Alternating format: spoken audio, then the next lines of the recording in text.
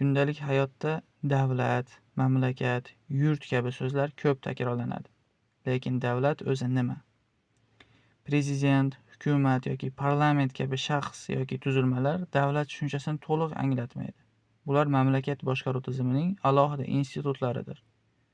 Davlat tushunchasiga to'g'ri ta'rif bu ma'lum bir hududni rasmiy qonunlar va tarmoqlangan muassasalar yordamida boshqaradigan, butun jamiyat manfaatlarini ifodalovchi universal siyosiy tashkilotdir. Davlatning belgilari to'rtta. Ular hududi, davlatning rasmiy chegaralari bo'lib, unda qonunlar mutlaq kuchga ega bo'ladi. Aholisi, mamlakatning doimiy yashovchi, davlat bilan fuqarolik aloqalariga ega qatlam mavjud bo'lishi. Suverenitet, mamlakat boshqa davlatga bo'ysunmasligi va o'z hududida qonunlar qabul qilishda mutlaq ustun bo'lishi. Va hokimiyat apparati, qonun va qarorlarni qabul qiluvchi va ularning ijrosini ta'minlovchi ixtisoslashgan organlar mavjud bo'lishi. Vakolatlar konsentratsiyasi va hokimiyat bo'linuv tushunchasi. Barcha hokimiyatning bir subyektda to'planishi, u xoh shaxs yoki tashkilot bo'lsin, mamlakatda kuchning shaxsiy manfaatlar yo'lida suiiste'mol qilinishiga olib keladi. Buni oldini olish maqsadida hokimiyat diversifikatsiyasi, ya'ni hokimiyat bo'linuv tizimi mavjud. Odatda ular 3 ta: qonunchilik, ijroiya va sud tizimiga bo'linadi. Bu bo'linmalarning tuzilishi. Qonunchilik organi.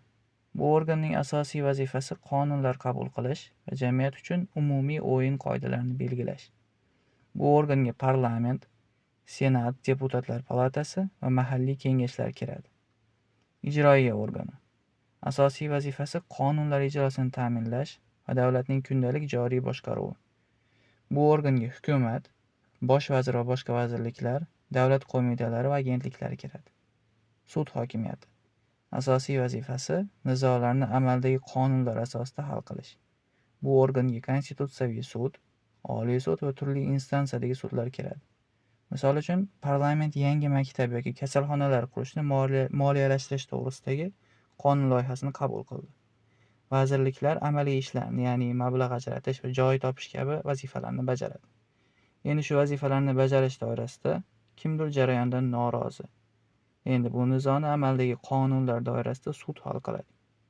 Shunda bir shaxs yoki tashkilotning o'zi xohlagan loyihasiga xohlagancha mablag' ajratishi va nizolarni ham o'z foydasiga hal qilishi oldi olinadi.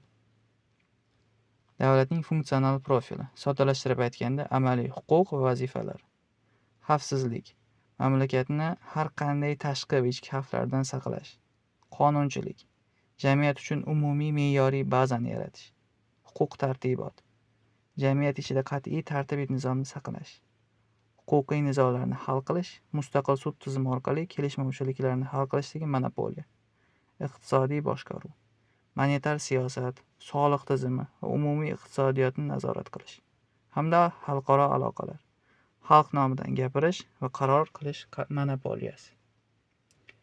Umumiy qilib aytganda, davlat bu shunchaki jismoniy shaxs yoki yakka tartibdagi muassasa emas. Bu mustaqil institutlar suveren resurslarni jamiyatning barqaror rivojlanishi va jamiyat farovonligi uchun funksional qarorlarga aylantiruvchi, o'z-o'zini tartibga soluvchi murakkab makrotizimdir.